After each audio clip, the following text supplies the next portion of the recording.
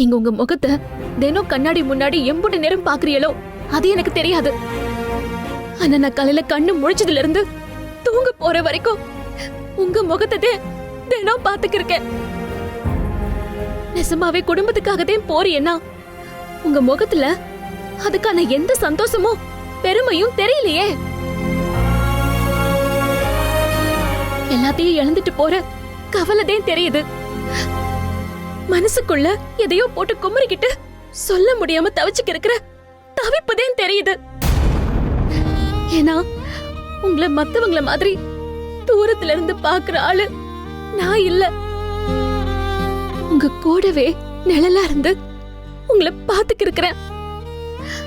வெளிநாட்டுக்கு போறதுல உங்களுக்கு தொழியும் விருப்பம் இல்லைன்னு எனக்கு நல்லா தெரியுது. அதையும் மீறி நீங்க ஏன் போகணும்னு இப்படி அடம் பிடிக்கிறீங்க? யாருக்காக இதெல்லாம் பண்றீங்க? சொல்லுங்க, கேக்குறேன்ல. நான் யாருக்காகவும் இதை பண்ணலங்க, எனக்காக பண்றேன். போதுமா? திரும்ப திரும்ப இதை பத்தி பேசி என் மனசை கஷ்டப்படுத்தாதீங்க. விடிஞ்சா மகேஷ் சார் உங்களை கூப்பிட வந்துருவார்.